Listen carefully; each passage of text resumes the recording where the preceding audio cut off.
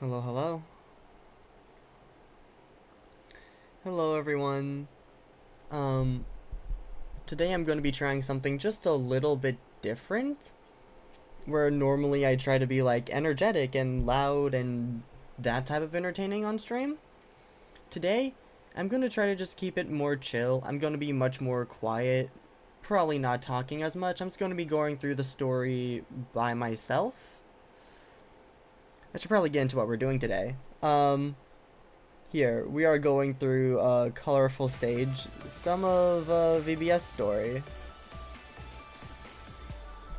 I'm hopefully getting through one, maybe two stories. So hopefully it'll be a good time.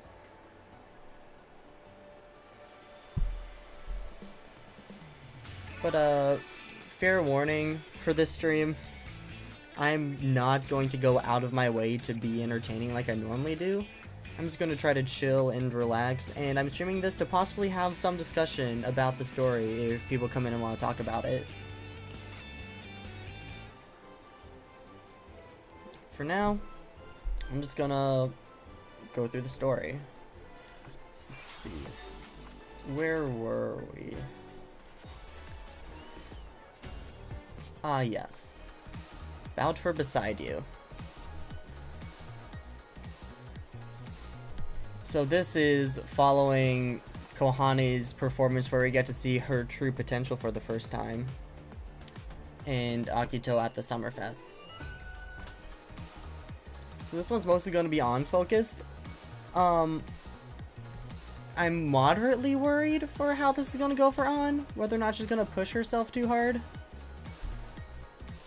But we'll see what happens. This feels strange.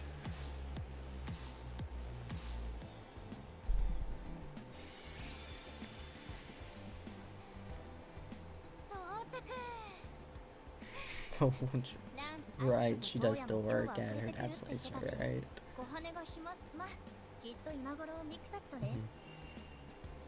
How great she's been doing since the last event? Does that mean she's still doing well for herself and this is well afterwards? If so, that's great to hear.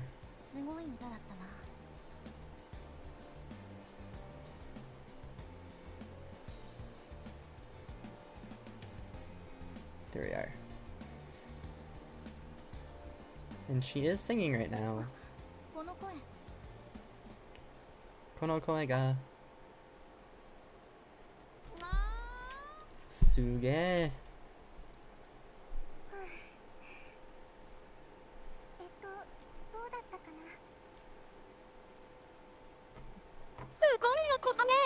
Okay, that is kind of loud. Let's turn that down a little bit.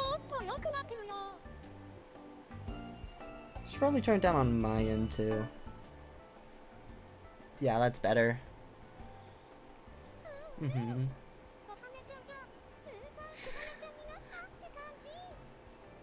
Mm-hmm.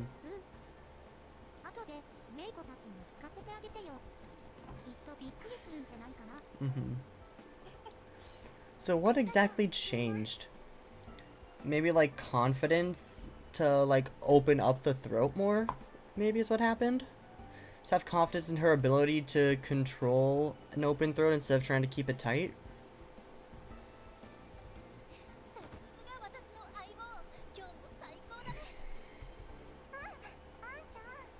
An-chan? Mm-hmm. Cool.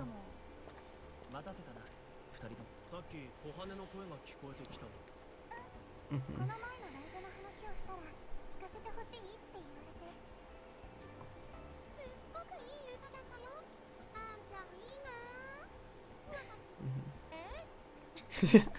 Poor Len.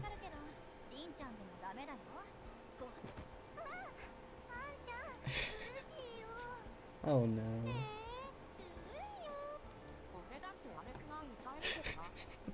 Sure. Mm-hmm.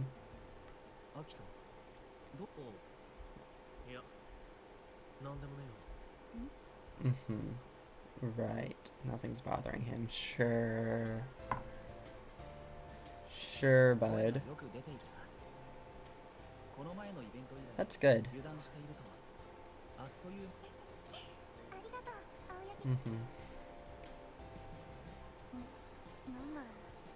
It's easy feeling in your chest.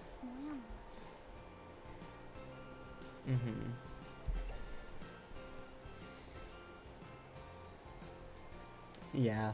Ann already feels like she's being left behind is likely what this is.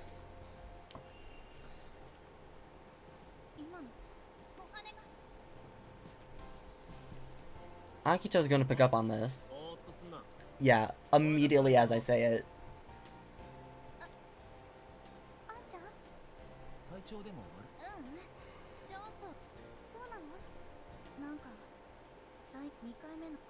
Ever since what? Yep. Demo. Yeah. Akito knows something's going on.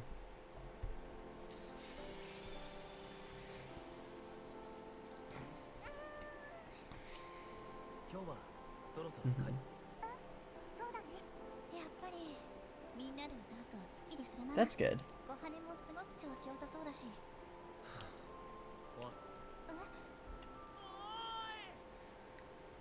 Huh? Dare? Uh-huh. Right. What's happening?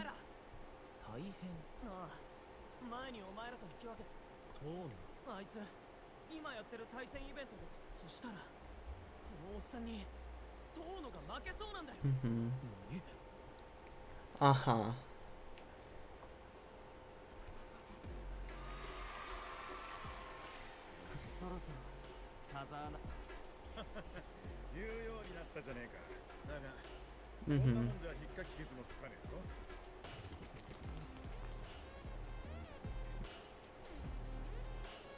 So still.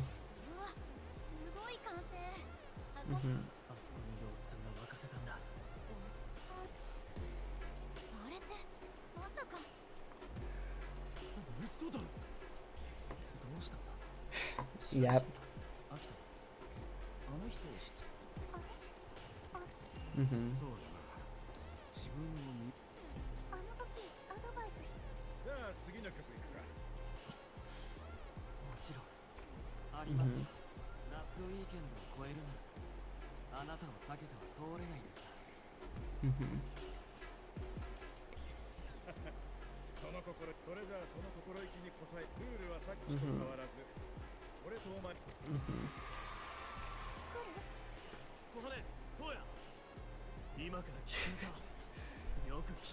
Cool.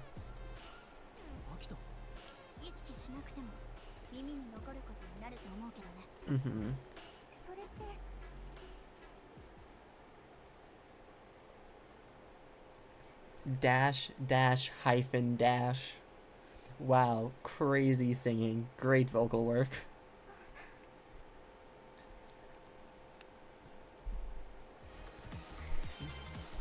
The mysterious man's identity. We're finally about to learn.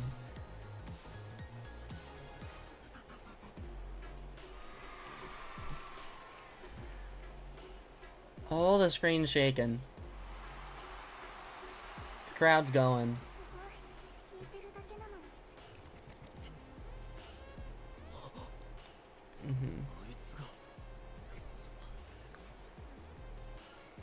Yep. Yeah, that's how it goes, just that never-ending feeling of hopelessness. Like, I'm looking up at one person who's way ahead of me, they can't do anything to. And then I see them go up against someone else who they can't put a dent into. Just really, like, puts in perspective how far you have to go. But I know they'll be able to handle it.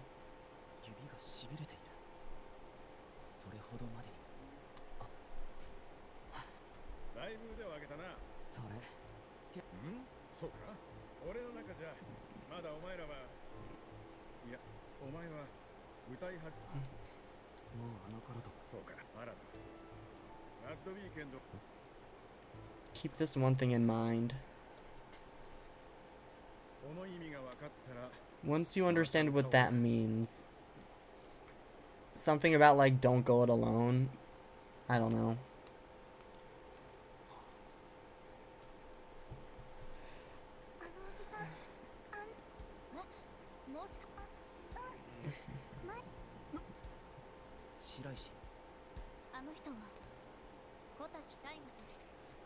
Taiga Kotaki.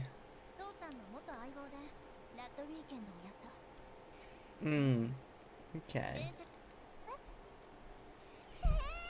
Cool.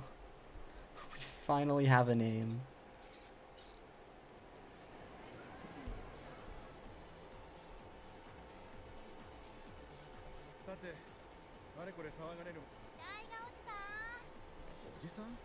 Mm-hmm.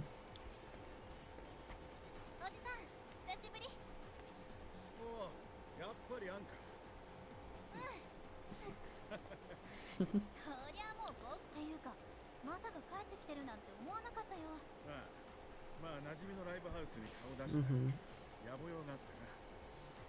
Right.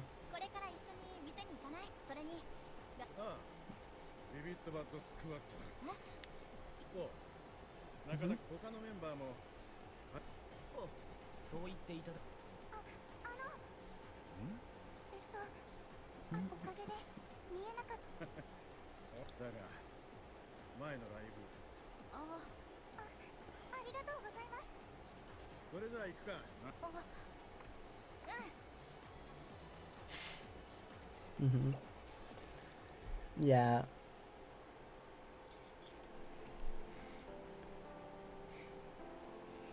At this point, I still don't really see a way to help On with her mentality because she's kind of at a crossroads where she has to choose how she wants to start handling it.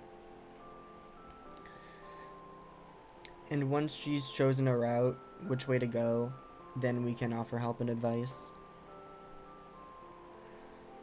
I mean, yeah, we can give her advice and try to help right now, but I don't think it's going to help too much. Until On does something herself, nothing's really going to change.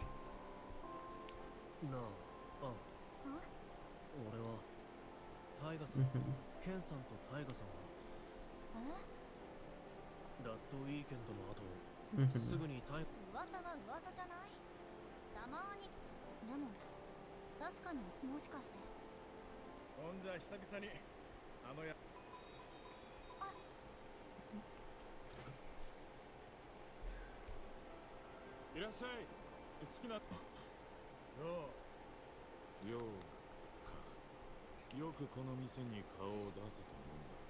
Mm-hmm.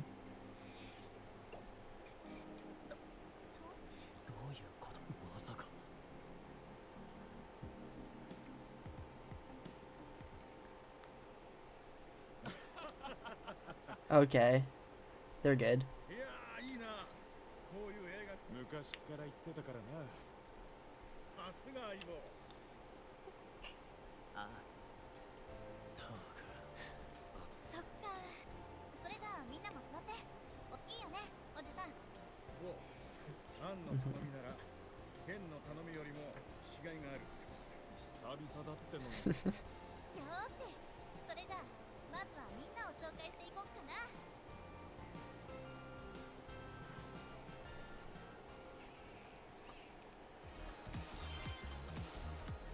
An unexpected invitation. Uh-huh.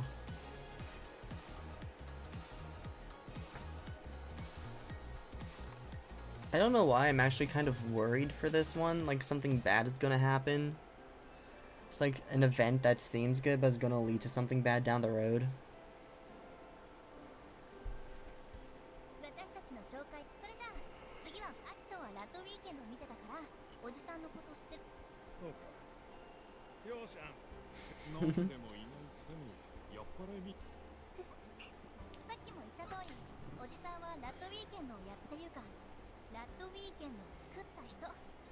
Okay.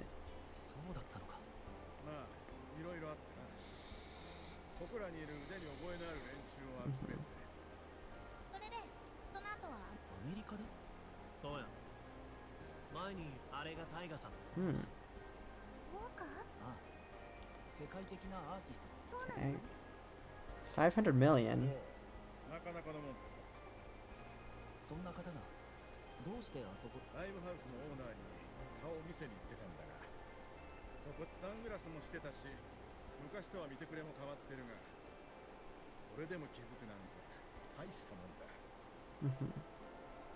まあそれで勝負しろって言われたから受かったってわけだ。そういう時は大抵ナギさんや止めに入ってたけど。Who? そういえばナギさんはどうしてるの？ナギさん？ああ、おじさんの妹さんなんだ。 Okay. 昔はおじさんと父さんとナギ。ああ、Mm. ラッドウィーケンドにも3人で出てたな。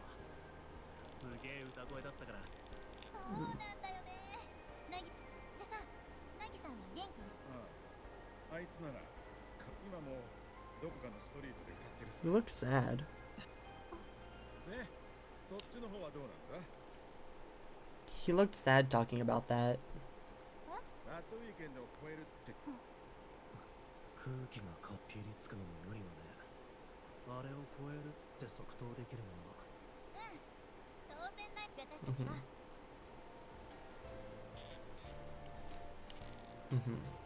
ま、こいつ並みにタフなやつぐらいだろうな。Fair enough. じゃあ前に言ってただろ、今はどうなんだ？さっきタイガさんの歌を聞いて、こんなすごい人たちが集まってたのが。でも私たちはラッドウィーク。そうか。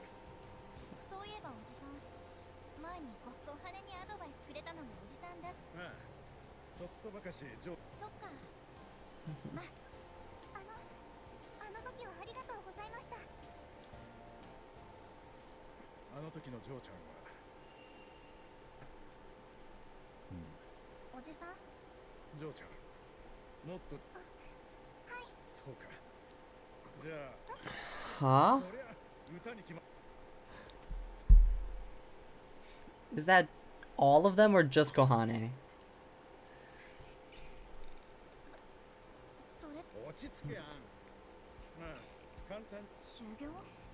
歌のレベルだけで言えば、ジョーちゃんは鍛えたらこのジョーちゃんの歌がどうなるのか。おじさん、どんな人に頼まれても。すみません、ついこの。そうか。まあ、Okay. その気になったらいいな。じゃあ俺はそろそろ行くとするか。なんだ、もう言っただろ。野暮用が相変わらず世話しないの。そこら中で人気者なもんでな。行っちゃう。修行、小羽にだけ持ちかけたのは、多分そうだった。あの時のあずさわの To say the least, yeah. しかし、まさか小羽が But タイガー the に Tag 助けられるなんて。 Kotaki. ビクビクすんな。お前はあの時の歌であずさわ、4人で練習をする時間はもちろん大切だ。そうだな、タイガさんはしばらくいるっつってたけど、いつまでここにいるかもわからない。そっか。ねえあんちゃん、あんちゃんはどう思う？私がタイガさんに歌を見てもらうこと。Yeah. なんだろうこの感じ。モヤモヤがどんどん大きくなってる。 Yeah. It's understandable. It's hard to put into words, but it's understandable. I think the best way I can put it is that it's like a parent watching their child leave the nest and they can't follow.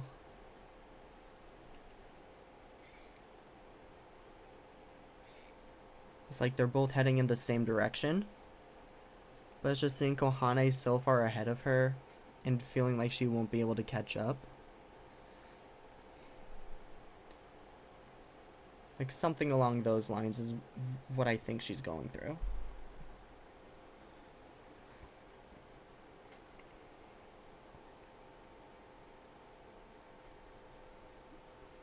We'll see how she deals with it. It'll probably have to be with the rest of the group. Because if she's just left on her own, likely it's just going to spiral. 一体どうして？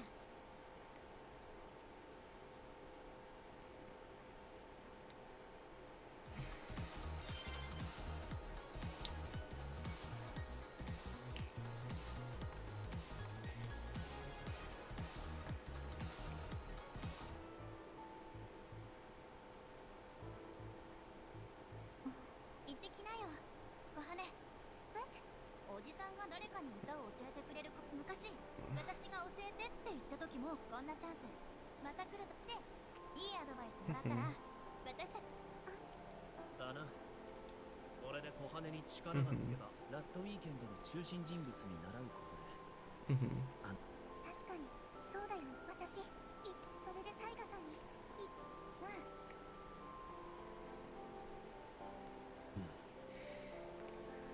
I'm sure Ken sees it too.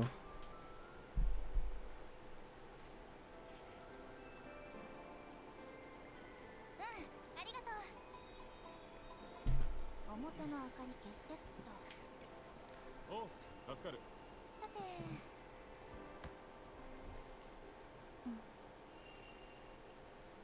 鍛えたらこのジョーちゃんの歌がどう？タイガさんにいっぱい新しいこと習ってくるね。またもやもやしてる。 Yeah. Maybe it might be best for On to take some time off and just spend some time thinking about this or just letting it sit. Because if there are things that I'm struggling to understand in the moment, sometimes just taking a few hours or a full day to myself will help my brain process it better. And then I can start thinking about it more clearly. So On might want to do the same thing. Granted, it might not work for her. What works for me might not work for her.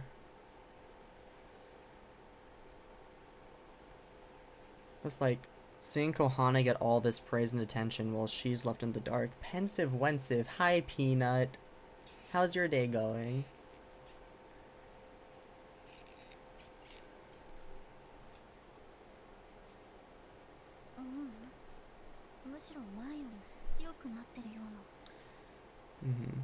Pretty okay, that's good.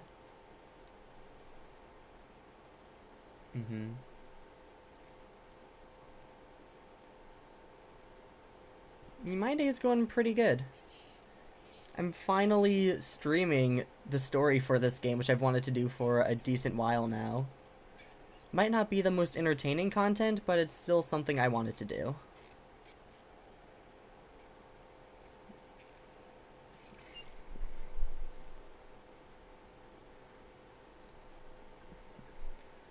It's only gotten worse since then. Yeah, I feel like before it was just like an inkling of a feeling, and now that she's processing it, it's like the feelings had more time to grow and linger and not be taken care of. And I think the way you mitigate that until you find a solution is to just be around the rest of the group. どうした？妙に冴えない顔をしてる。冴えない顔？あるかも。One thing about this group is that they're very open when they do have a problem. They might be defensive for a few seconds, but then realize it's just better to just tell people what they're going through. That's something I like about them, not trying to keep their feelings bottled up, but rather expressing what they feel and allowing others to help. だろ？なんかよくわかんないんだけど、最近すごくモヤモヤするんだよね。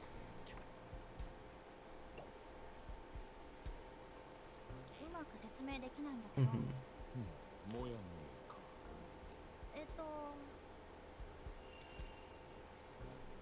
小羽のこと考えてるとき、前のイベントで小羽本当にすごい歌を、それで小羽が自分に自信を持てるようになんだか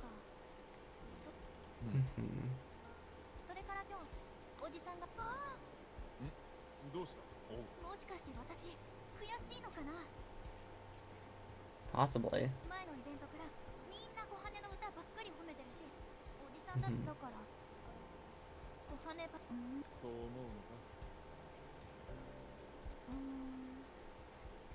言っ Okay. ておいてなんだけど私結構負けず嫌いだけどそう感じるなら悩んでないそれに私みんなが小羽の歌はほんとそうか。 Mhm.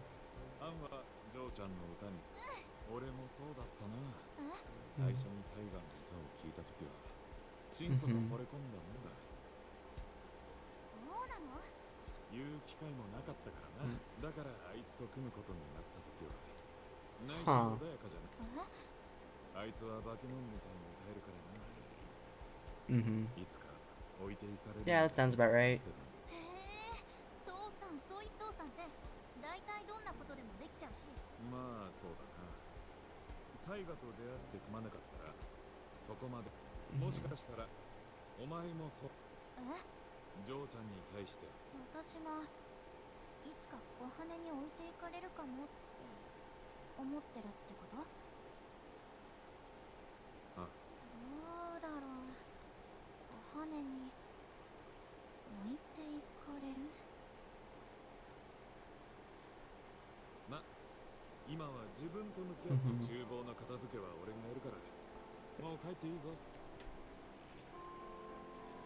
Yeah, I do like how Ken's handling this, giving his own perspective and not pushing it onto An, and still giving her space to think about it herself.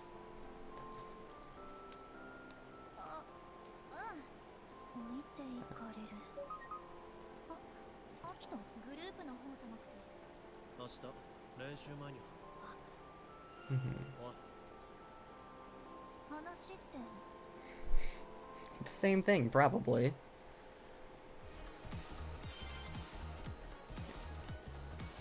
Zakito notices that type of thing.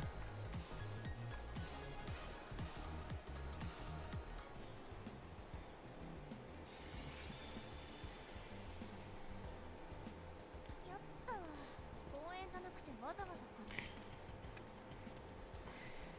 おう、来たか。もう来てたんだそれでお前最近調子悪い。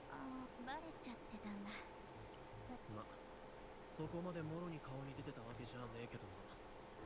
どう。そっかよかった実はさそうか、それはまあお前がどうかは知らないが、Mm. 小羽の歌がここからどうなるのかきっと誰にもわからない。 Infinite seems a bit much. そうだ、俺ですらそうなんだ。相棒のお前は置いていかれるかもしれねえって。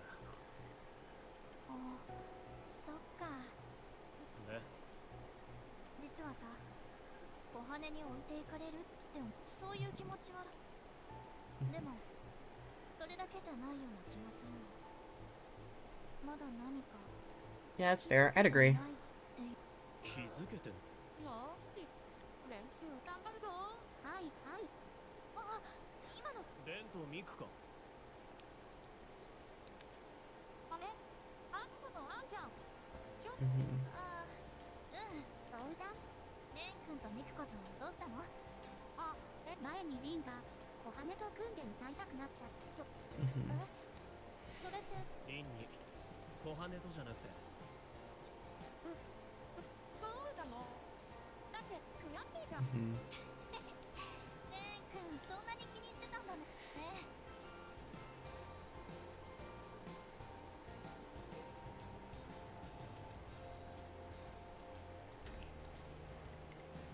I mean, I know that Sekai is created and influenced by the emotions of those in that Sekai, but it's just so crazy to me just how often things in Sekai reflect things in the real world. Like, I know that's the whole point, but still. It's like giving them a free outlet to look at their own problems from a different perspective.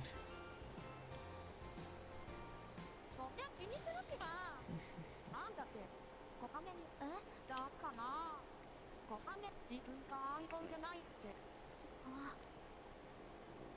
ム。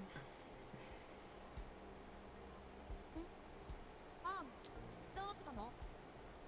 ごめんね。練習見るのもちょっと、あんたちと話したいことができたの。Uh-huh. 明日はちゃんと見る。それと、本当？まあ、約束するよ。じゃあ、Cool. ミク、実はずっと気になってたんだ。Mm-hmm. 最近、アンの本当に微妙に違うくらいだったから。それで、いつか小花に、そう思ってるのかもしれない。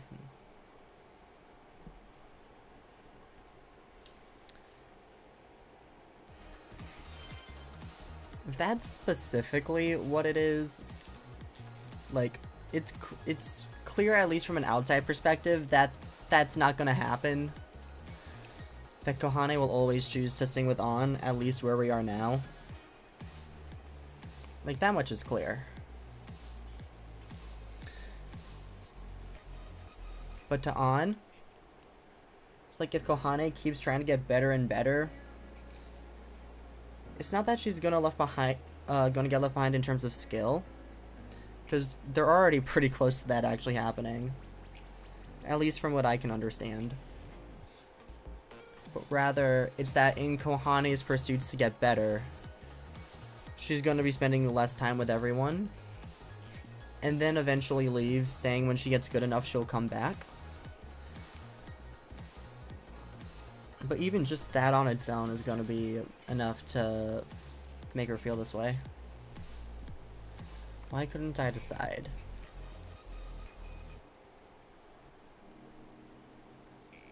小羽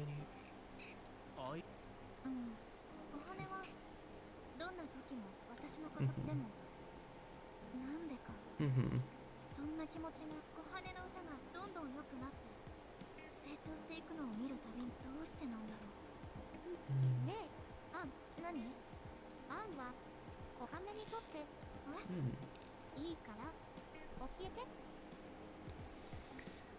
Great question, actually.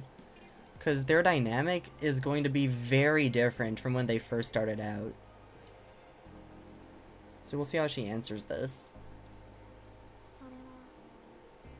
それはどうあの日すごくそれに小羽も私のそれがすごい私の相棒はこの子小羽は私の初めだから誰より大切にしたいし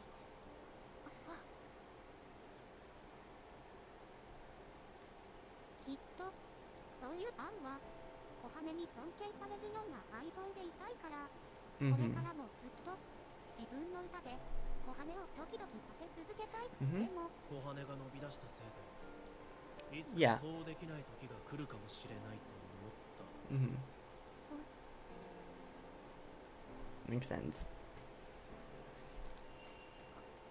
あれ I feel like that's a very specific thing to nail down. Props to them for figuring that out so quickly. 小羽すごいねってどうしてうまく言葉も出て確かにあの時小羽の歌を聴いていつか小羽が今よりもっとすごくなって、私の嫌だなこの小羽は私と夢を叶えよこんなことに不安になるなんて不安になるのは仕方ねえんじゃねえか。 Yeah, because Akito's been through a very similar thing. お前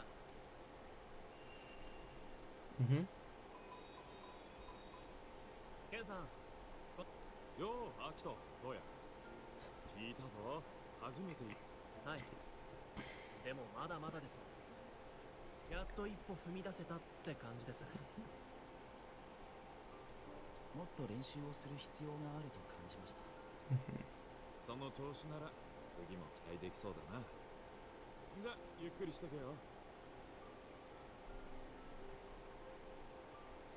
But yeah, all the things I was saying for like the past 15 minutes, apparently that's all been wrong. And that's fine. I just like talking about this. ありがとうございます。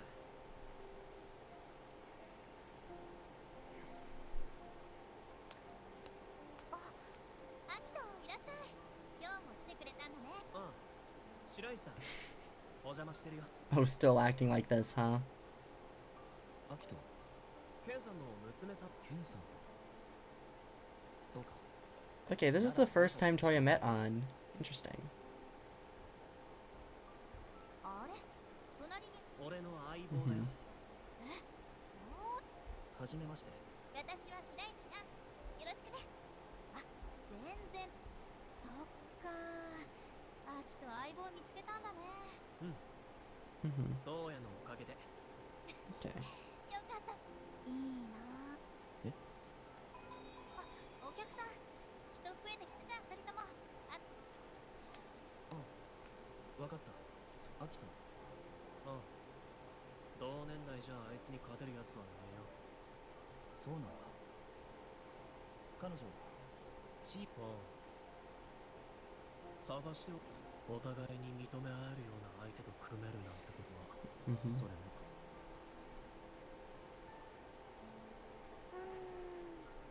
でもいつか見つかったら私いっぱい練習してステージに立ってたまには喧嘩したりもそれで父さんたちを超えるさ。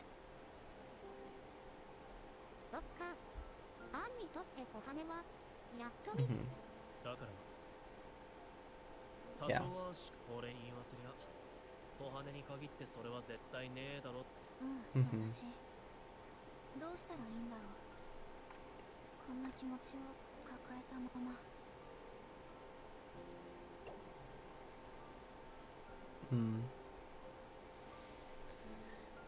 I mean, I guess the obvious thing would be to share these concerns with Kohane directly. I feel kind of on the fence about that one, but that is one of the ways we can go.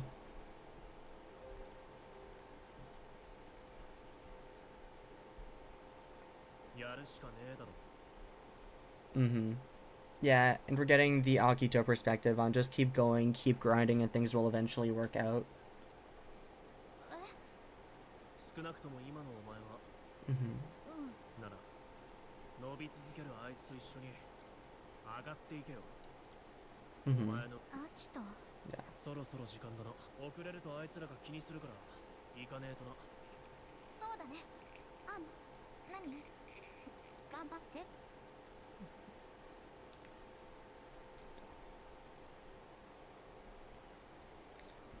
あんちゃん、東雲。待たせたよ。 Just a tad? すぐ声出しをしよう。 I don't think I've heard On say that ever, just a tad. 気にすんな。俺たちも声出しはまだだから一緒にやるぞ。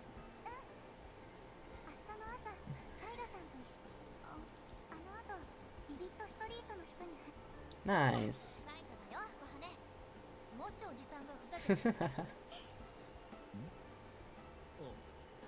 いや、それじゃあ声出しやるぞ。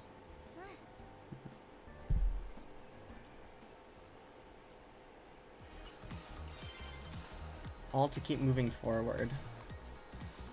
So we'll see what steps On takes to keep improving herself. Because if she's scared of Kohane running away from her, the only way that's guaranteed to happen is if she sits still and just watches. Which is what she's been doing, it seems like.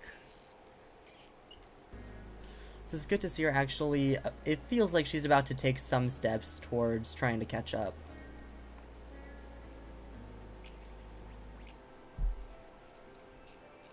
Even then, I'm not sure that's the best way to be thinking about this, trying to like catch up to them. Because they're a team, they're supposed to be growing together. They do need to grow as individuals to do that. But feeling like they're chasing the other instead of growing together.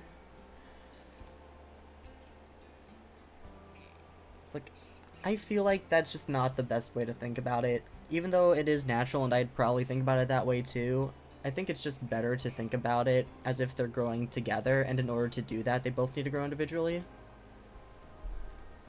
Anyways.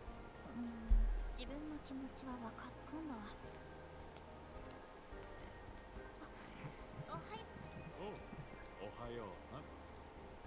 うん。そうか。いいの？いつも朝ごはん。ああ、たまにはいい。やった。父さん。Mhm. アキともミクもみんなが助けてくれたから。やるしかねえだろ。私は Dare. メッセージ。Kohane. 今からタイガさんと練習してくるね。小羽ね。父さん、私朝ごはん食べたら今日は一日だから。そうか。親としてはやるなら納得できるまでだ。Mhm. よ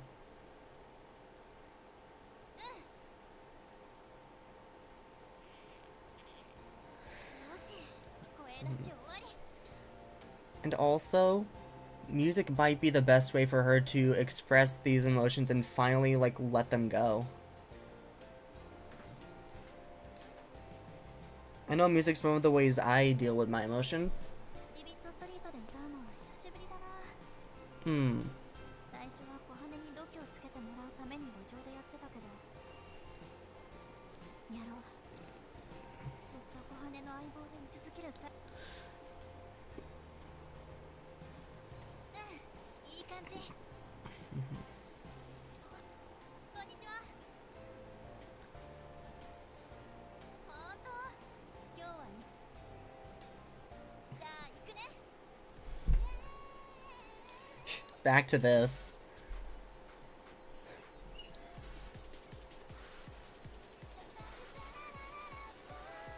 Mhm.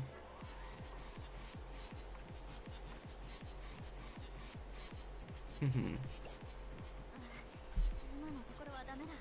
ダメが足りないから。Mhm. よし、次。 Good. She's learning.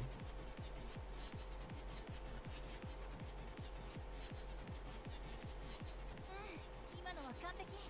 でもっとなんだか変な感じ。昔はここで歌うときって楽しでも今は。だけどこれは Mhm. 一人みんながいて小羽がいてくれたからだから、ちゃんと受け止めて歌につなげていきたい。 Wow. Okay, pop off, Queen.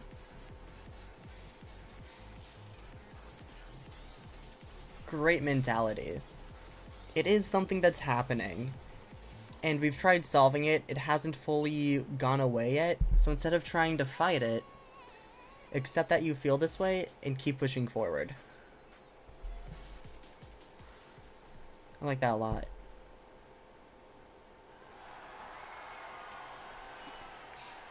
みんな聞いてくれてありがとう。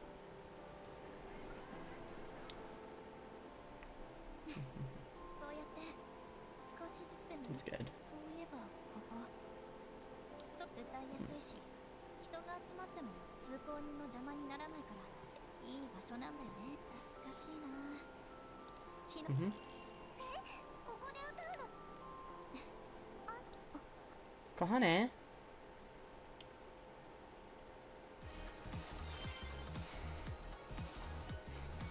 With you from now on. Okay. Which makes me think that, at the very least, this feeling, like, at worst, it's gonna start feeling resolved. It's like progress is gonna be made, it seems. また明日もやるんでしょ。それなら、 Mhm. お疲れ。頑張ったかって。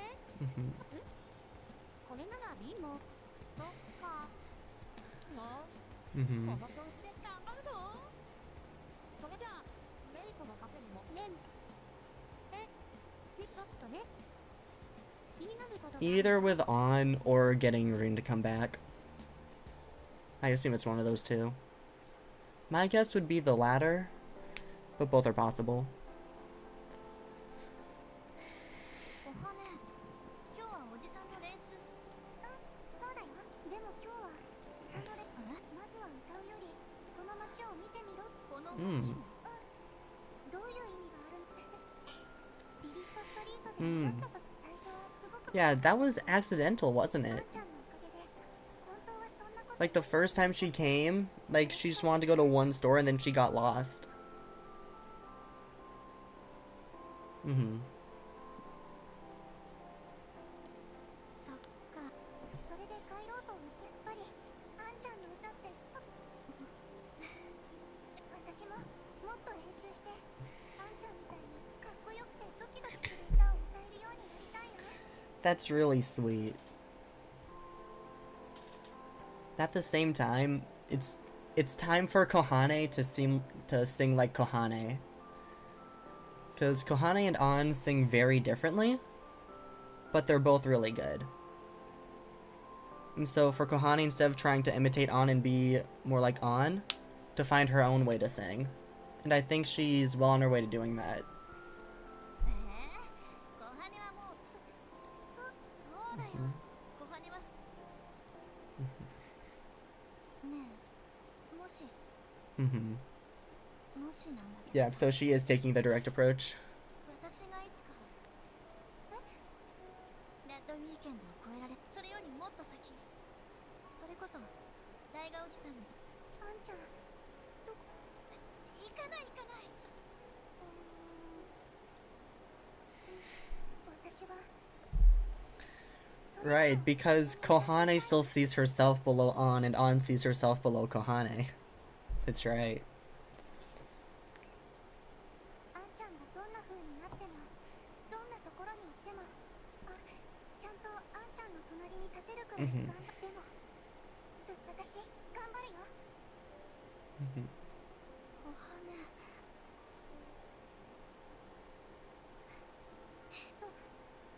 全然大丈夫。そうねえ小羽私たちの最初の例だから一緒にそうだったね。 Mm-hmm. じゃあ一緒に二人きりだから小羽の歌を聴くといつもドキドキして、 Mm-hmm. この歌が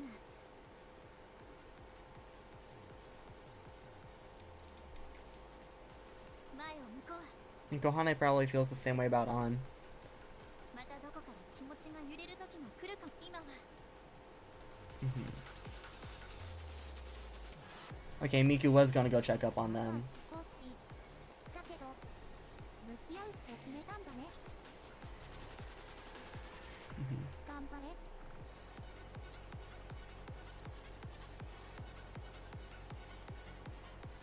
れ。 Mm-hmm. Yeah, I like Miku's assessment at the end. It's like, An is still dealing with it, but she's dealing with it. That's a good thing.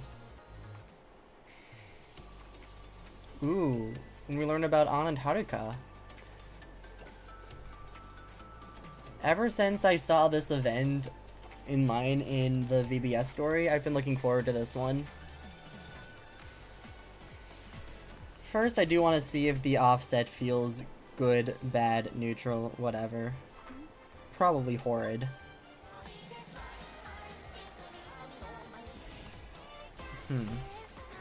So what song do I want to do?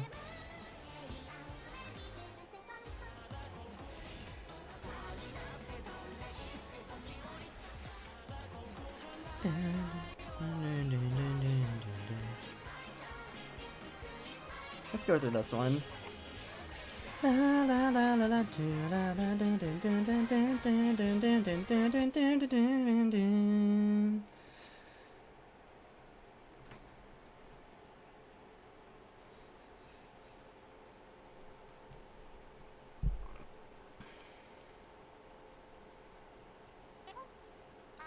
Oh, that is horrible. This is gonna be something.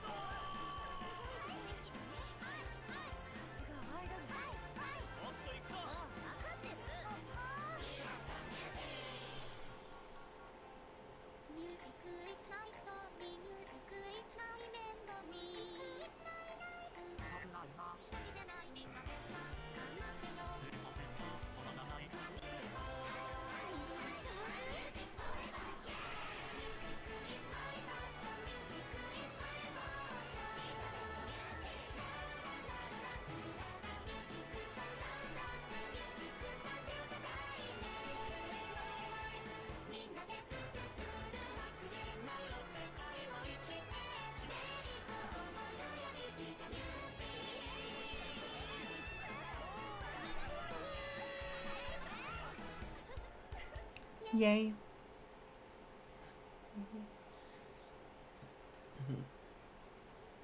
Thinking about the story, I do think that for some reason VBS is the hardest one for me to predict so far. So with the other ones, like going through Night Court story, with the exception of Ena 2, going through Wonder Show story, not really a lot with More Jump story, but I felt it relatively easy to see where everyone's at and try to understand what steps to take to help them move forward. This is very easy for me with characters like Nene or like Mafuyu. It's like those are the types of characters that I relate to a little bit more. So I assume that they think similarly to the way I do. But with VBS, I feel like the only one I can think that way with is Kohane. Everyone else, I think it's just gonna have to be like a watch and see what happens.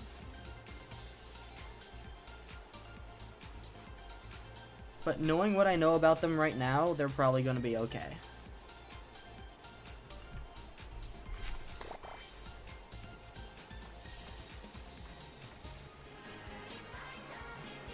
But I feel like these hurdles are going to be less like more jumps hurdles, where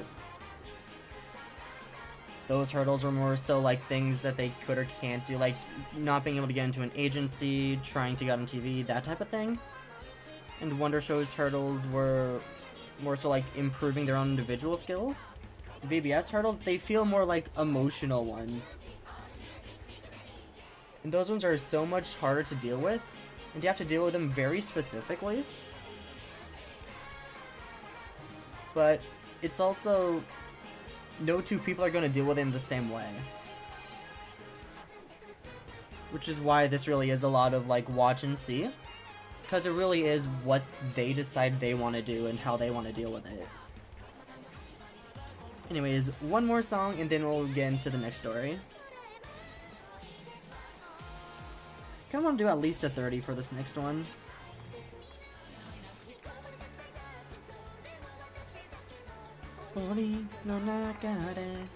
Sure, we can give this one a try. 私の根が君に止まるまで一個も絶対チャンスそれの私だけの檻の中で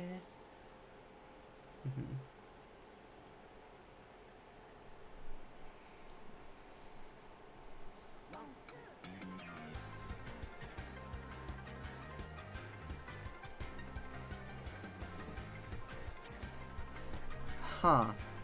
That was a pretty big lag spike.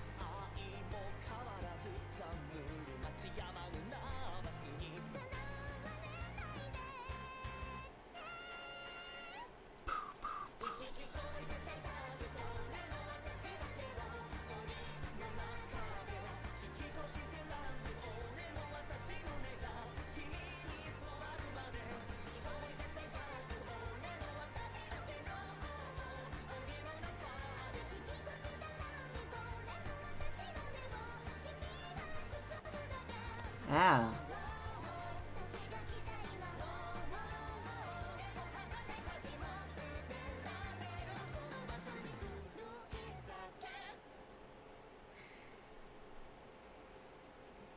Okay, maybe I'll do more of the rhythm game stuff off stream.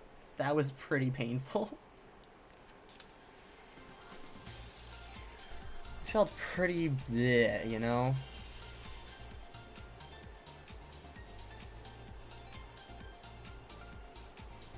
Cool.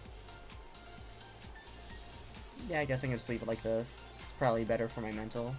Okay.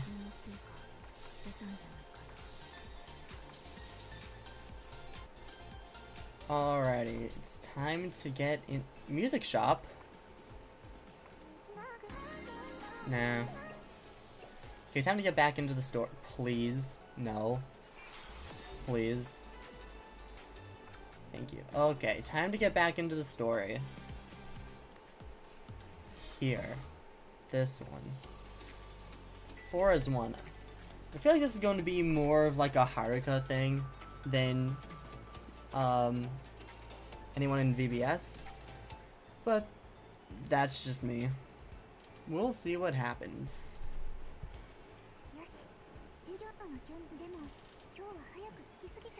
Hmm. Okay. New song?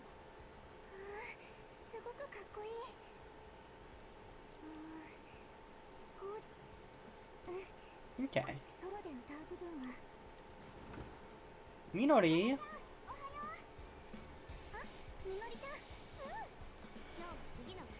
Ooh, stream ideas.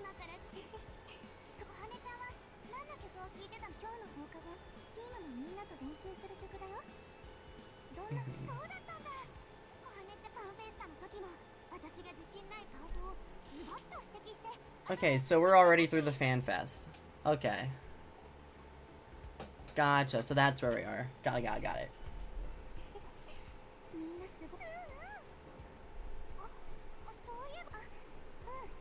Mm-hmm.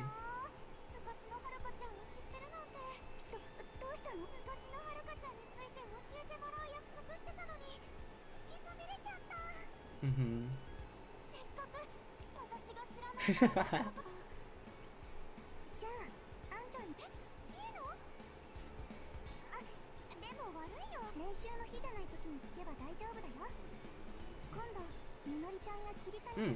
Okay. Mm-hmm.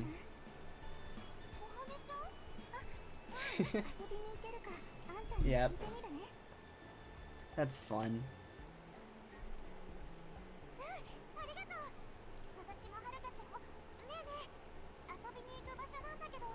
What if they all went to? Yeah.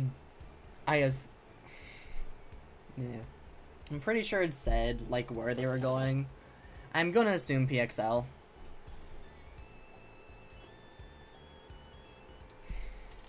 Could be wrong. I genuinely don't remember what it said in the event description. If it even mentioned. Mm-hmm. PXL! See?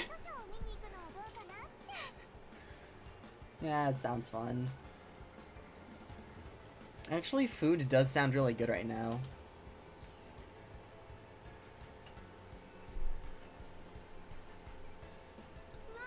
Mm-hmm.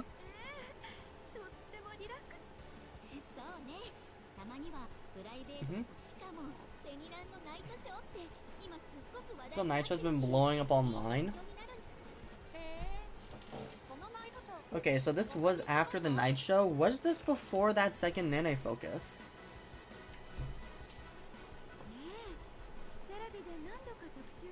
Hmm.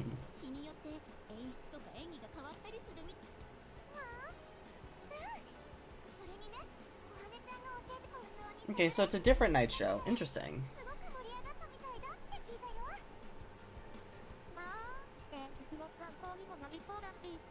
Mm-hmm.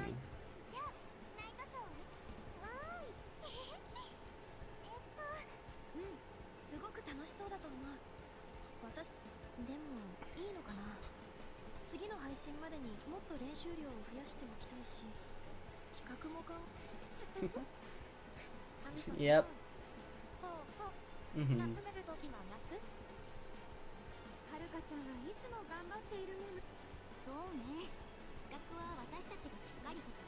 Okay. みのり、誘ってくれてありがとう。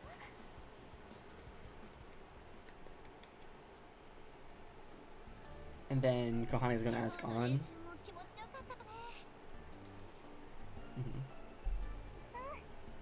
あ、そうだ、あんちゃん。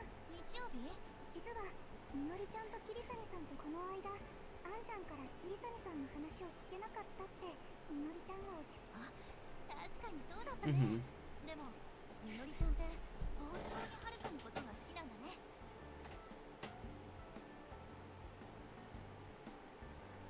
How big of an understatement is this?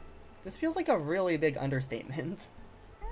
そうみたい。はるかの方もみのりちゃんのこと大好きだし。よし、じゃあ4人で遊ぼっか。ありがとう、あんちゃん。それじゃあOkay. See if it did say in the event description. It did not, but there was PXL in the background. Now, where are we in Wonder Show story at this point?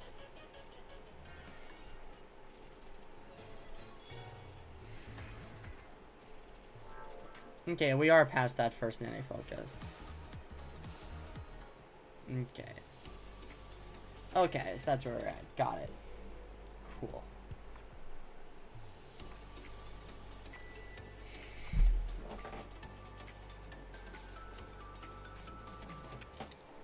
The day of? お待たせ。ごめんね。お店の準備手伝ってたら遅れちゃって。大丈夫だよ。今着いた。よかった。うん。よろしくお願い。ああ、名前でいいよ。一緒に遊ぼう。Mhm. 本当？よろしく。名前でか。じゃあ、あずさわさん。じゃあ。 And Laura? こちらこそ。 And they can just do that whenever they want. That's crazy. Just like whenever they want to. あれ？わかるよ、これか。 Mhm. Minori knows that feeling all too well. すごくかっこいいし、可愛いもんね。 Mhm. へえ、小羽ってば。あれ？あ、もしかして。焼きもちっていうか。小羽をドキドキさ。あんちゃん。二人とも。そうだね。あんは昔から誰とでも仲良くな。そうなんだ。当たり前でしょ。あんちゃん。 Mhm. じゃあ遊びに行こうか。みんな、今日は楽しもうね。 こ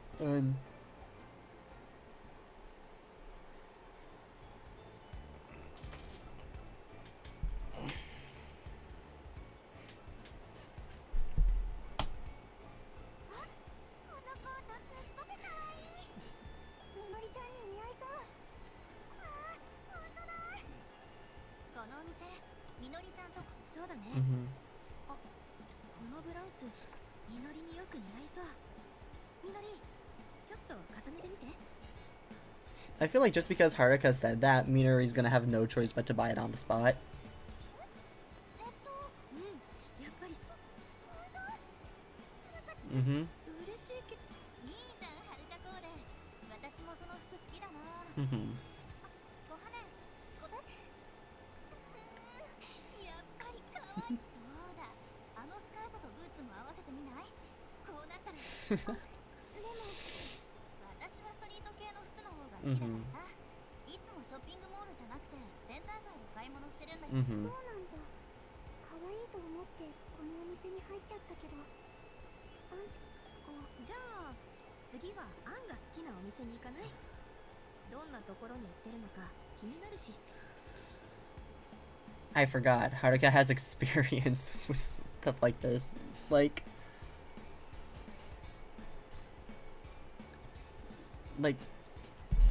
reading the situation and finding a situation or a solution to make everyone happy. Where Kohane wanted to go clothes shopping with An, but they didn't want. Kohane didn't want to like specifically ask An like where to go get, like, you know. then Haruka just so casually and skillfully, it's like shifting the conversation to the right topic in the right way.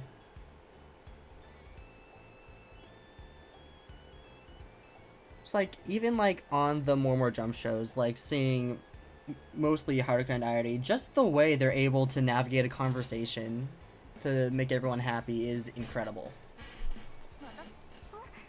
私も賛成。いつもとは違う服も見てみたいし。Mhm.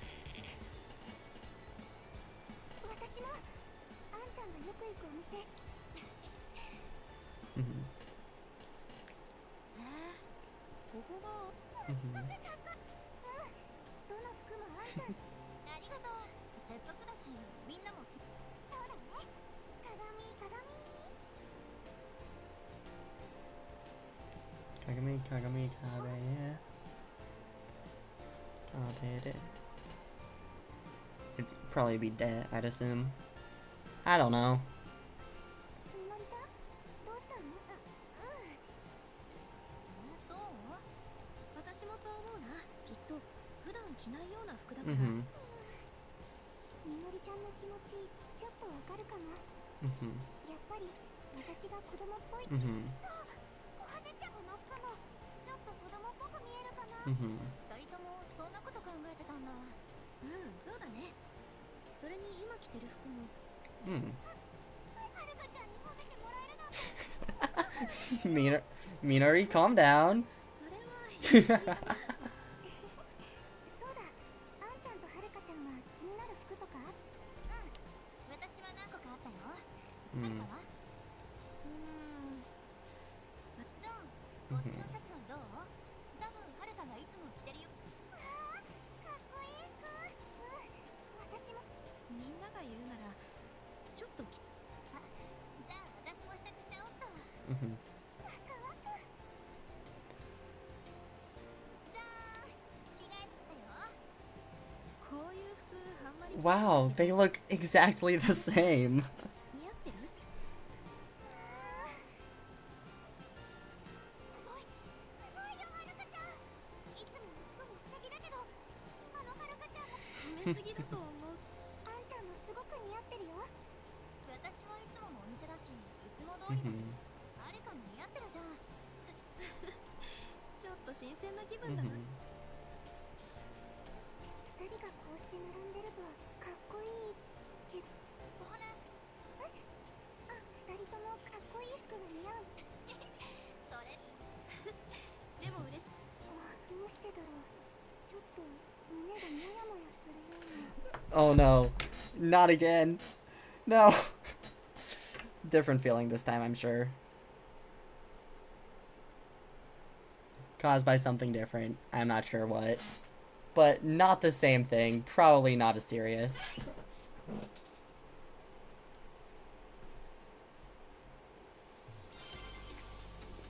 If it is the same thing... Wow.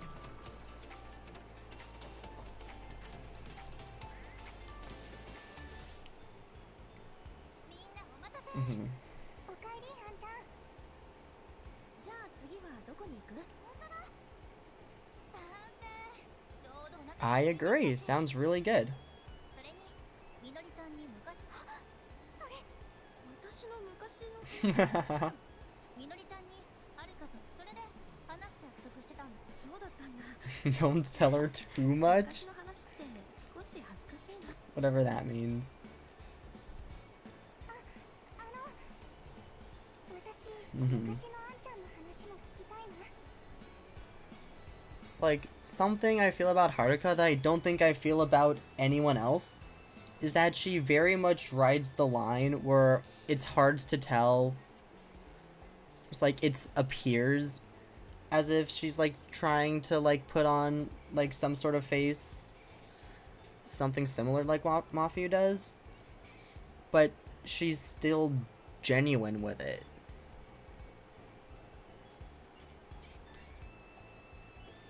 It's hard to explain, but it's something that I don't feel about any other character. I feel like every other character I can get a good read on, Haruka rides that line where her being perfectly genuine still feels as if she's not.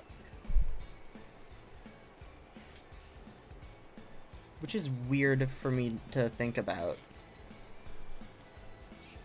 It's like, once you know, like, I think it's that at the start I was worried for her because it seemed like she wasn't being genuine. But getting to know her better and knowing that she is, and that's just how she is.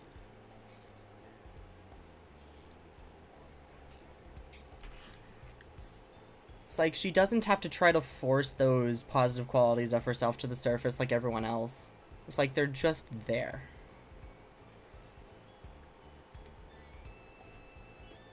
It's just something I noticed about Haruka compared to everyone else. Why I felt the need to point that out? I don't know. But regardless. Mm-hmm.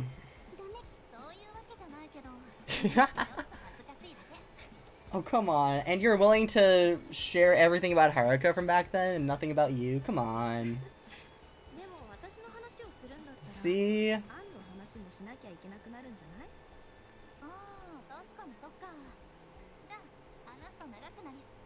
Mm-hmm.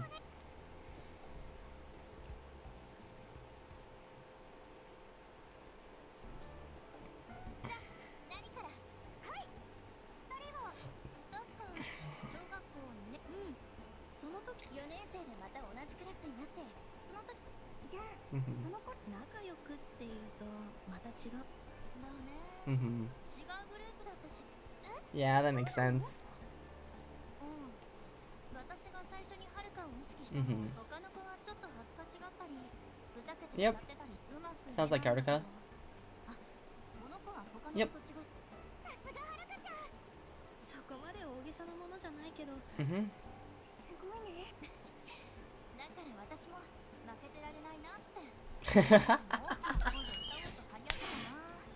Yes, because volume is all that's necessary, of course.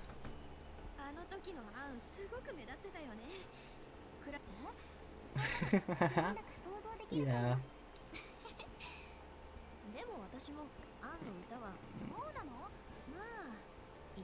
Mm.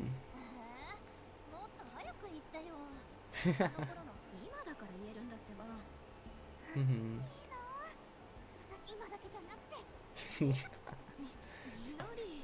Yes, little Haruka, praise me.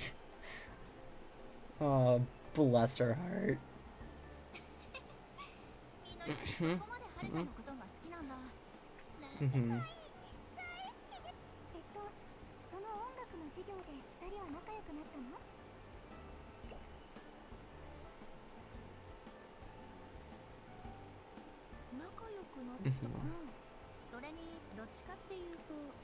Fair enough.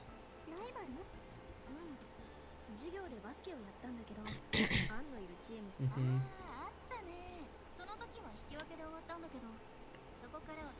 Mm-hmm.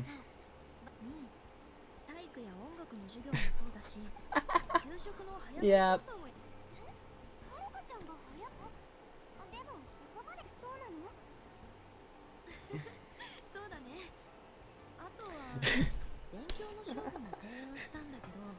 I wonder why. I wonder why.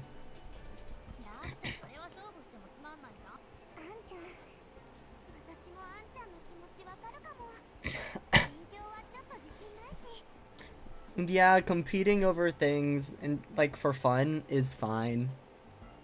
But especially at that age, school is something that you have to take seriously whether you like it or not.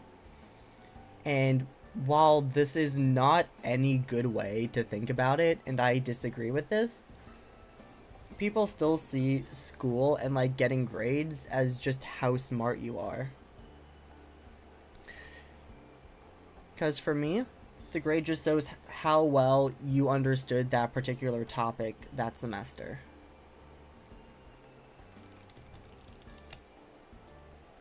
It's like trying to compare that with other people, all that's gonna do is put people down. So comparing schoolwork like that, especially in the mindset that they're thinking of, doesn't seem like the best thing to do. Of course. You would lose, Minori. You would probably lose. I'd be surprised if you took any subject off of Haruka. Because you'd be too distracted the whole time. Can I hold you to that? Eventually. With the right subject, maybe. But yeah, On doesn't stand a chance against Kohane. I think we can all agree with that. She looks so annoyed. Like, ugh, really? What? It's so funny, just that expression. She's so upset. Mm-hmm.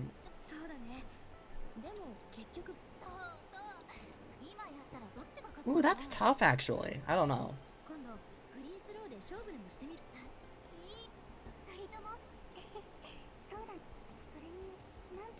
Mm-hmm.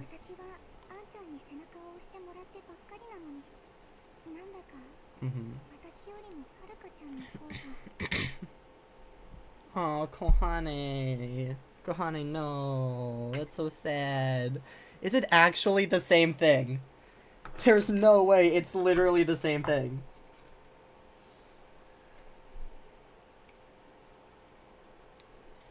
But, like, they're going completely different routes. Like, yes, their competitiveness is helping each other grow, but they're not going in the same direction. It's like they're doing very different things. So, while it's good for them to come together to push each other every once in a while, having that be their main focus is only going to hinder their overall growth in the direction they want to go.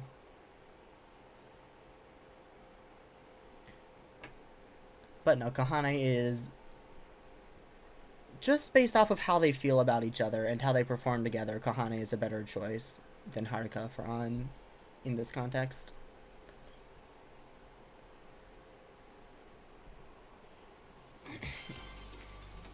To stand proud next to them.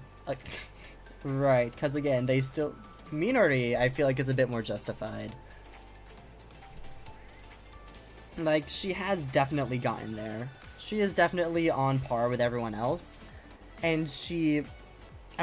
I don't think she realizes this, but she is playing to her strengths very well. I don't know where Kohane is, like, at the most recent VBS event. I'm sure it's fine. Just point out that Minori is in a great spot. And where Kohane is right now, she should be proud too. She's come a long way. And I really do still feel like she has nowhere left to go but up.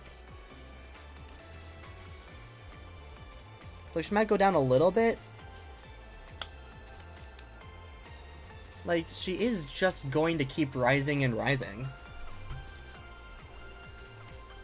Granted, I haven't heard any of her singing, like, in the story context, because that's just not a thing there, but based off what I heard, sky's the limit for her.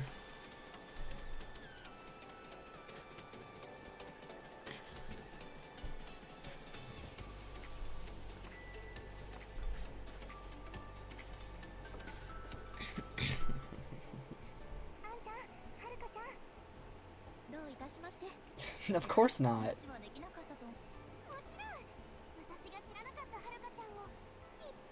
Mm-hmm. Mm-hmm.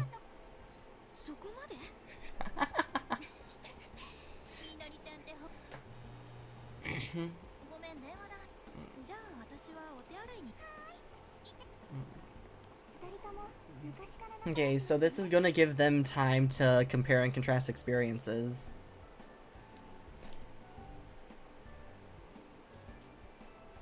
It's like, as Kohane was thinking of On and Haruka, like, possibly being partners, if that logic does hold, that means Kohane and Minori are partners as well. Because they both feel like they're still new to this. They're still trying to get better in order to, as the title of the episode said, to stand proud next to their respective partners or teammates or whatever. So it's like the way Kohane compared Haruka and An is very similar to Minori and Kohane compared to each other. And both Haruka and An see a lot of potential in Minori and Kohane respectively. It's like they're placed in different environments, but their situations are very similar. 昔のあんちゃんのことを知れて嬉しいのに、すっごく楽しかったな。歌に真剣なはるかでも羨ましいよ。 Yeah, and like Kohane trying to like figure out her own feelings, Minori just straight up says them.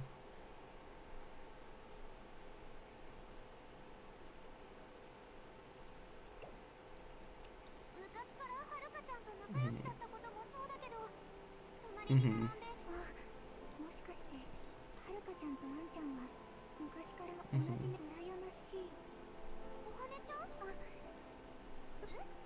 羽、私はあんちゃんに支えてもらってばかりだから、やっぱり相棒なら一緒に切磋琢磨っていうか。わかる。私もはるかちゃんにもっと頼ってほしいし、一緒に切磋琢磨したいし、並ぶと絵になるねって言われたい。 Okay, at least one of those you have control of, and I'd say you're basically there. みのりちゃん。 Like, work ethic is one thing you can never take away from Minori. Basically everyone in More Jump. 小羽ちゃん、一緒にはるかちゃんとあんちゃんの絆にはかなわないかもしれんけど、私だってはるかちゃんのことが好きでも。 Okay. Minori, though, it's not about overcoming that bond. It's about strengthening your current bonds as much as you can.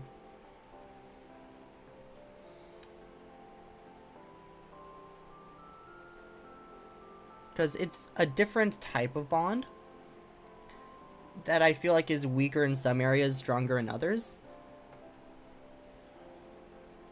But overall, they can both be just as strong. But instead of comparing your relationship to someone else's, just look at it for just what it is.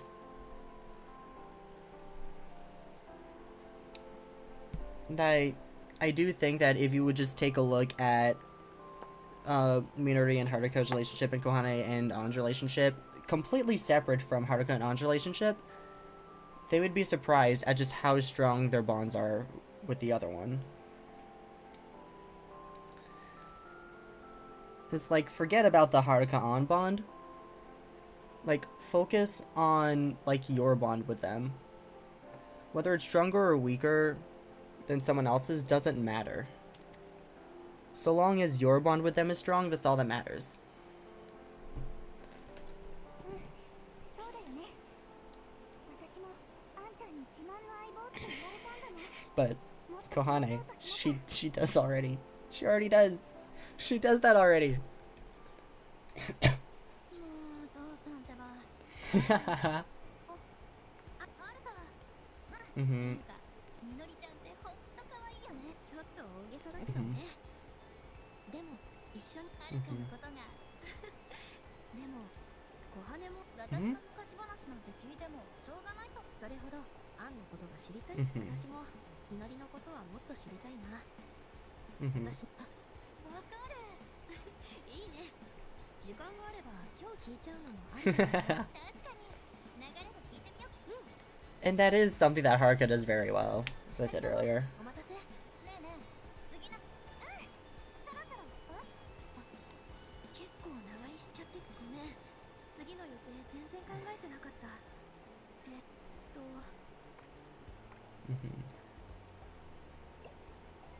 丈夫だよ、はるかちゃん。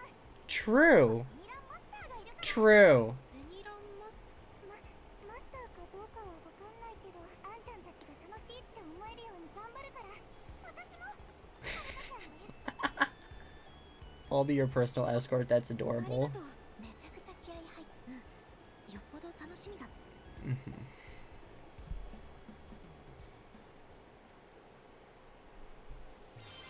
Off to PXL. I wonder, does Wonder Show make an appearance in this? They don't. That's interesting. Oh no, Minori. Minori, what happened? What happened to you?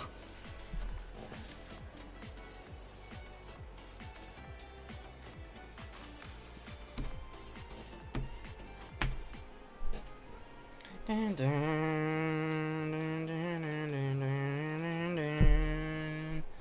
着いた。夕方から公園に来ることってあんまり Never been PXL at night. なんかいつも Mm-hmm. ナイトショーにはまだ時間あるね。それならお花ちょっと羽ベニランのこと詳しい。 True. みんなが楽しめるように頑張る。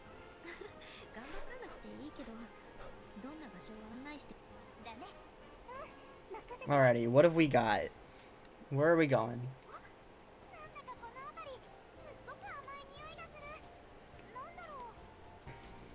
この辺りはチュロスの屋台があ A るのよ。 churro stand. ほら。あ、本当だ。メイプル味とストロベリー味が有名。トッピングされてるのも美味しいけど、ここのチュロスは生地にこだわってるから。 Gotcha. でも好みは人それ。全部食べてるんだ。さて、期間限定とかもあるし。 Mm-hmm. Fair enough. 参考に。そうだ。こうやってみんなで遊びながらペニランの魅力を語る配信をしても面白いかも。 It might be. I'm thinking of how many connections More Jump directly has with Wonder Show. It's like immediately Shizuku and Tsukasa. Is that the only one?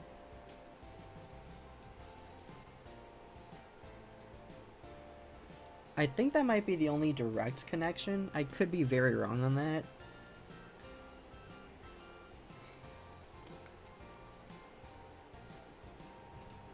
Emu probably knows them. Oh, Emu probably knows Minori. Oh wait, they've all met before. What am I talking about? Of course their connection is Minori. Regardless, I'm sure it wouldn't be that hard to get permission. That is a full stream? Okay. それいいじゃん。 Special guest Kohane? Sure. 私 Now that is actually a good idea. 緊張するけど。じゃあ、お羽おすすめのチュロスを食べながら。あ、そうだ。もしよかったら観覧車に乗らない？すごくいいね。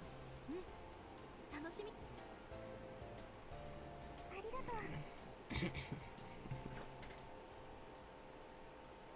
観覧車すごく良かったね。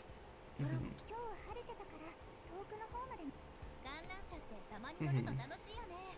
すっごい Yeah. 高いところまで行くし。 Most fun thing about going on those rides that go really high at theme parks isn't like just the view of like the roads or the trees or whatever, just getting to look at the park and seeing all the pretty lights and stuff. I like that a lot. いろんなショーステージとかアトラクションとかいつもとは違った感じに見えてよかった。私このおすすめはね、ランドに入った時に乗って遊んだり散歩して違った景色。遊ぶ前と後だと同じ景色。 Sure. ああ、確かにあそこでショー見たなとか、あのアトラクション I actually like that a lot. 思い出しながら乗れるしね。 It's cool. Never really thought of it like that before. But I do like that, yeah. Next time I go to a park with a high ride like this, I'll try doing that. I like that idea. なるほど。じゃあ今日の帰りにまた乗ったら違った景色が見えるのかな。 Mm-hmm.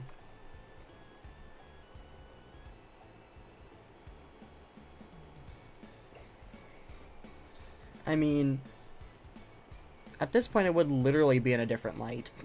Darkness. With whatever light is coming from the park. そうだね。ジェットコースター。ジェットコースターは乗りたいな。落ちる感覚とか登っていくまでのドキドキ。そうだったんだ。どうしよう。こういう絶景でも無理して乗ってはるかちゃんに心配かけちゃったらダメだ。みのりちゃん大丈夫？いいね、ジェットコースター。On, no! No! On, why? No!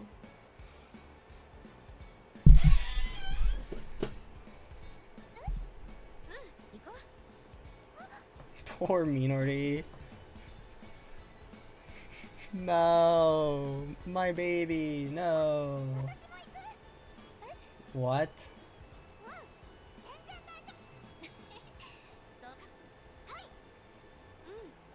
でも一緒に乗れるなんて。全然大丈夫だし、大好きだよ。Oh, Minori, you adorable little goofball. そうなんだ。見かけによらずって感じ。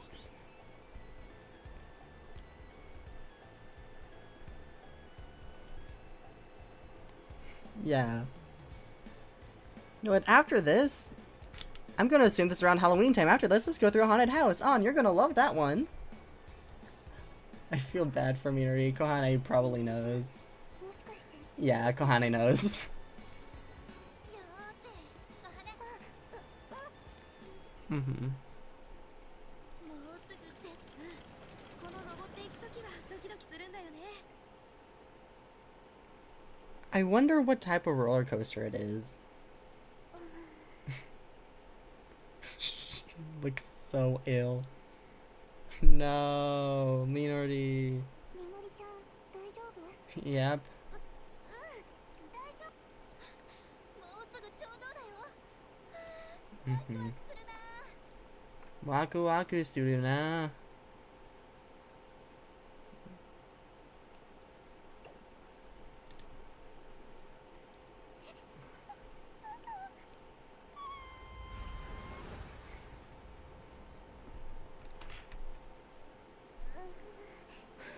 Minori, 大丈夫？大丈夫。大丈夫じゃなさそうだね。 Yep. 水とか買ってきた方がいいかもね。この私は大丈夫だから。 Minori, calm down. みのり、無理したらダメだよ。ここに座ってて。大丈夫。そうだ。向こうの方。みのり。行っちゃった。 Did she go alone? Did no one follow her? はるかちゃんに心配かけちゃったの。はるかちゃんの隣に並びたくて無理して迷惑かけちゃうなんて。あら、みのり？ Huh? Dare?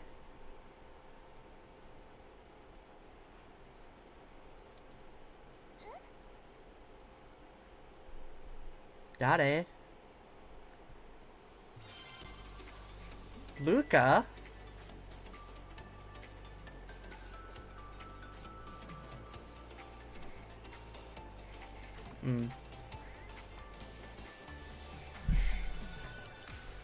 Yeah, getting that loading screen here is perfect. Oh, she's Kunai. あいりちゃん、しずくちゃん。あの後みんなで相談したら企画が順調にまとまったから私たちもライトショーを見に来たの。ルカちゃんたちも一緒。みのりちゃん。ルカちゃん。僕たちもいるよ。あいりちゃんとしずくちゃんにお願いして連れてきてもらったんだよ。そうだったんだ。楽しんでね。みのり、そういえばはるかたちはそれになんで実はジェットコースターYeah. なるほどね。その幼馴染の子に張り合おうとしたら、はるかに迷惑か。その子ははるかちゃんと並んでると絵になるし、アイドルじゃない昔のはるかちゃんも知ってるし、すっごくお似合いなんだ。私もはるかちゃんの隣に並べるように。そうだったんでもそんなみのりちゃんは今のままでもしず Mhm. くちゃんそうねえ私の Yeah, that's one of the main strengths of More More Jump, is that as a group, like, especially with each other, they're very open about their problems. That allows them to grow closer.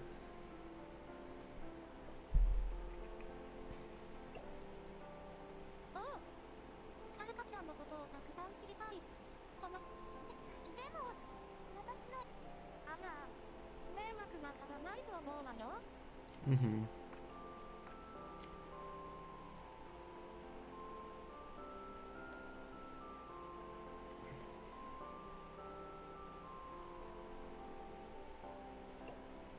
そうだよ私だからそうかなねえみのりちえ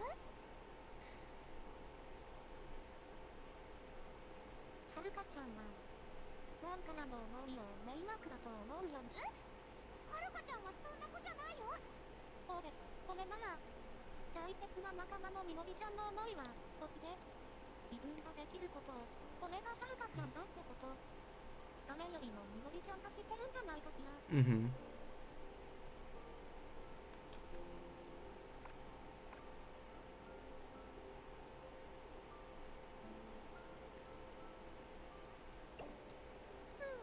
確かに頑張れみのりちゃん They're all so supportive. I love them. うまく言えるかわからないけど伝えてみるうまくいくといいわ愛理ちゃんとしずくちゃんもありがとう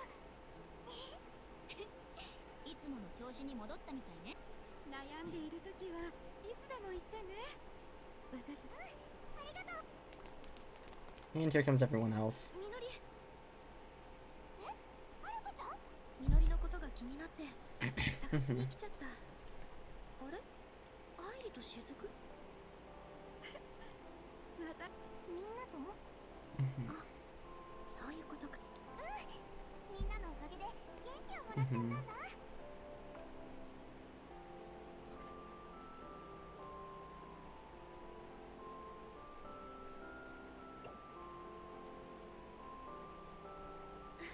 そっかじゃあ他のみんなにもよろしくそれとええまた後でねさような桃井先輩とひまもり先輩も来てたんだねさっき偶然会ったんだそうだったんだ心配させちゃってごめんねよかったでもまだ無理しちゃそうだ噴水広場で休まない大きめのベンチもあるしナイトショーが始まるまでゆっくりできるよ Okay. あいいねわかった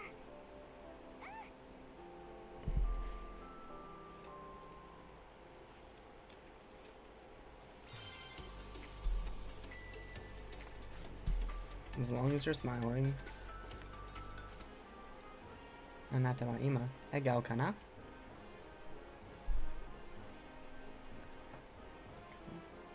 みのり体調は大丈夫だいぶ良くなったよナイトショーありがとう Huh. ごめんね私のせいであんまりアトラクション乗れなくてそんなの気にしなくていいって今日みんなで一緒に回る私もそれにねここは隠れフェニー君のいる場所 There's a Fenny hidden around here. Of course there is. 思ってたんだ隠れフェニーフェニックスワンダーランドのあちこちにフェニーク例えば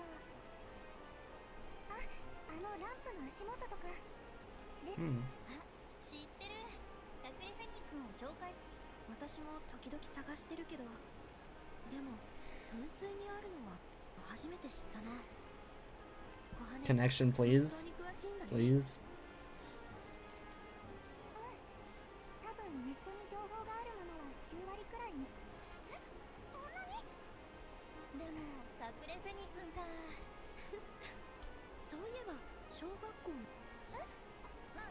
クラスのみんなで全部の隠れフェニーからさ結局集合時間に遅れそうになって慌てて戻ったんだよね。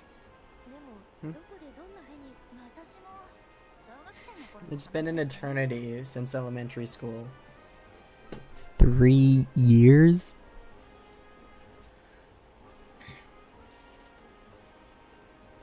I'm pretty sure. I don't know if Haruka and An at this point are first years or second years. I'm assuming first years. Should be like 3-4 years. Like at most 5 if they are second years.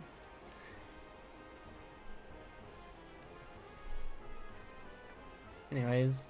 でも最後にあ、もしかして時計。そうそうはるかちゃんの思い出の場所それじゃあ行こう。確かこの辺りに時計。なくなってる。もしかしてそうかも。残念だね。はるかちゃん、あんちゃん、その時計。もしかしたら二人ともありがとう。隠れフェニー君が減ったって話は聞かないから、もしかしたら別の場所にあるのかもねえ。あんちゃん、その時その時計はその時計、あ、これかな。これだよ、小羽。小羽ちゃんすごい。じゃああった、あそこだ。本当だ。あの時計、小学校の頃に見た時と顔。それじゃそうだね。いた。あれ、あ、本当だ。このフェニー君、懐かしいね。まさかまた見つけられるなんて思わなかったな。見つかってよかったね。思い出のフェニー君。小羽ちゃんのおかげだよ。はるかちゃんたちが笑顔になってよかった。っていうか、もうショーが。本当だ。みんなこっちだよ。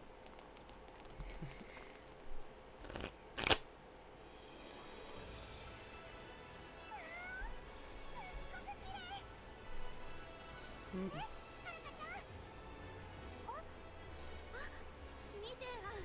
Can you hold on a little? もある。すっごいかわいい。昔から好きだよね。 Mm-hmm. それにしても高校生になってからも誰かと遊園地に行く仲になってるなんて、知り合ったばかりの頃は想像もつかなかった。そうだね。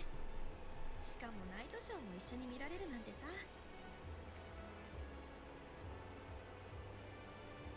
本当に何が起こるかわからないよね。 Mm-hmm. そうだね。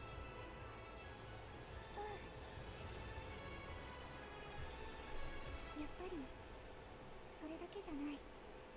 はるかちゃんはあんちゃんのことをたくさん。私ははるかちゃんみたいに。でもあんちゃんが笑ってくれているなら嬉しいな。 Mm-hmm. I could say a lot about this. I'm not going to. I'm just happy for them right now. Actually, you know what? I'll say a little bit. Basically, Kohane saying I'm happy as long as An's happy, that's a double-edged sword. So yes, it's great. It's like my friend's happy, so I'm happy. Love that. But it doesn't mean that you should let things get between the two of you just to see them smile. Because especially with An and Kohane, they are good friends. They will make each other smile. And so Kohane shouldn't feel like she has to drift apart or leave An to Haruka or whatever in order to see her smile.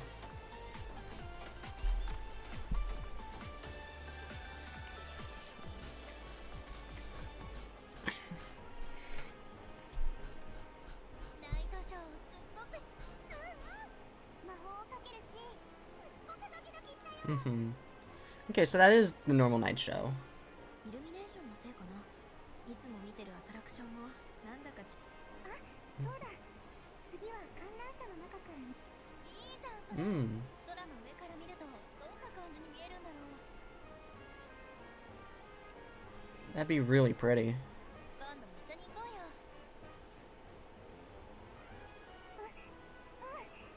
私じゃあそろそろ解散にしよっか。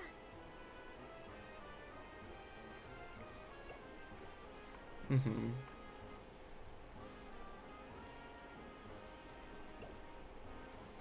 そうだね。小羽みのりちゃん。私もすっごくすっごく。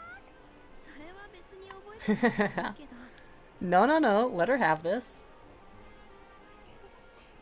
でも私も聞けてよかったの。これからも。うん、もちろんこれからもよろしくね。 Mhm. じゃあ私はこれ。ちょっと待って。小羽もう少し付き合ってよ。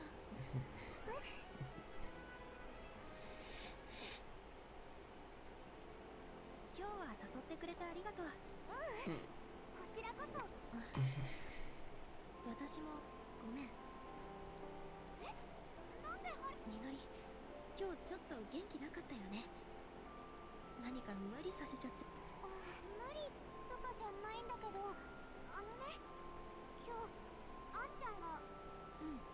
その時ね、私もちろんアイドルのはるかちゃんのことなら誰にも。でもアイドルじゃないはるか、ジェットコースターが好きなこともかっこいい。全部今日初めて知ったんだ。みのり、憧れのはるかちゃんの近くにいて知らなかったことがこんなにたくさんあるんだって思ったの。それで私の知らないはるかちゃんをたくさん知ってるアーティスト。それで今日。そうだったんだ。ごめんね。全然。ううん、忘れないよ。だってすごく嬉しく。うん。だってみ Mhm. のりがアイドル以外の私を知りたいって思ってくれたんだから。 True. So true, actually. みのりはファンとしてじゃなくて友達として私のことをもっとそれってすごく嬉しい。話してくれてありがとうみのり。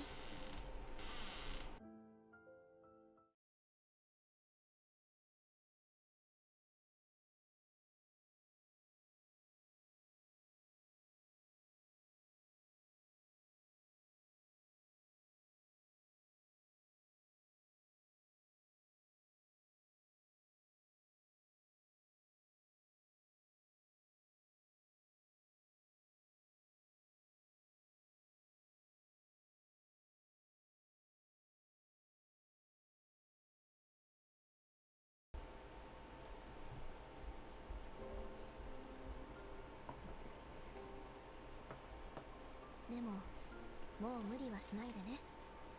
今のままのみのりが私は好きなんだから。 That's so sweet. あり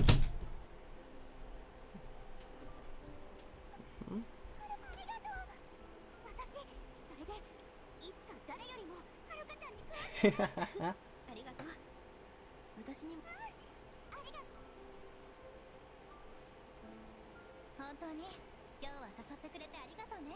特に最後のナイトショー初めて見た。私も楽しかったよ。いつかあんちゃんとナイトショーを見た。時期によっても演出が変わるからまた一緒に見に来たいな。そうなんだ。それであんちゃんどうしたの？今日の服を買ってる時とかナイトショーの。なんでもないよ。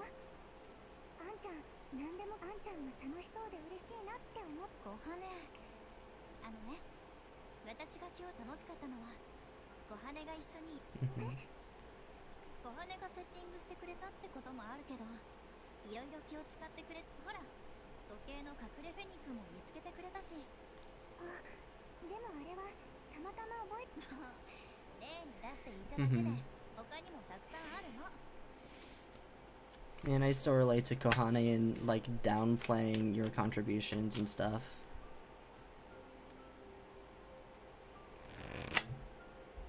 And I just love all of the introverts I've seen so far. I love all of them. 本当に羽言ってたじゃん。それ最後に2人いいの？もちろん。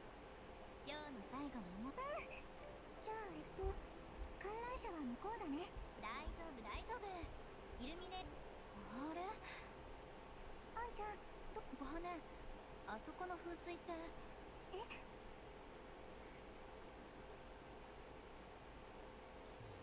ら、噴水の真ん中にあるフェニックの足元、Hmm. ちょっと影になってるところ、模様に見えない？ Did they find their own hidden Fenny? It's like the hidden Fenny finding it together. Is that like a... that... whatever that literary device is? The one where it's like when it shows up it has meaning. So like it has that meaning of like they have a strong bond or something. That's what it feels like. 本当だ。もしかしてこんなところにあったなんてファンの間でも知られてないの？見つけたのって。ねえ、この子私とあんちゃんの？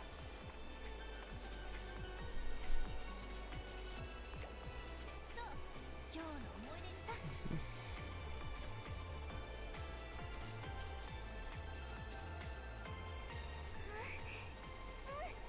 やっぱりあんちゃんの笑顔ちょっと寂しいなって思うこともあったけど、そんなことあんちゃんの笑顔はずっと止まり。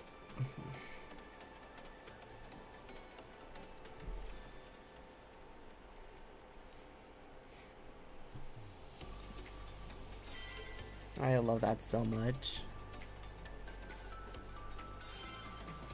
It's nice to take a step back of like all of like the grinding and the hard work to just spend some time together and being happy. There's a really nice change of pace. I like that a lot.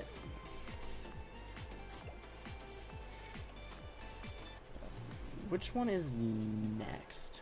Yeah. Up next is this. Same dreams, same colors. I'll be going through that some other time. Maybe on my own time. I don't really know. But I do think that's probably where I'm gonna end off for today, mainly because I want to go get something to eat. But to everyone who came today, thank you for coming. I think this is actually one of my favorite streams I've done, because I've just gone to just talk about the game. That made me really happy. So, hopefully whenever I'm done going through all of the other event stories, whenever new ones come out, I'll be able to go through them on stream. But that was really fun, actually.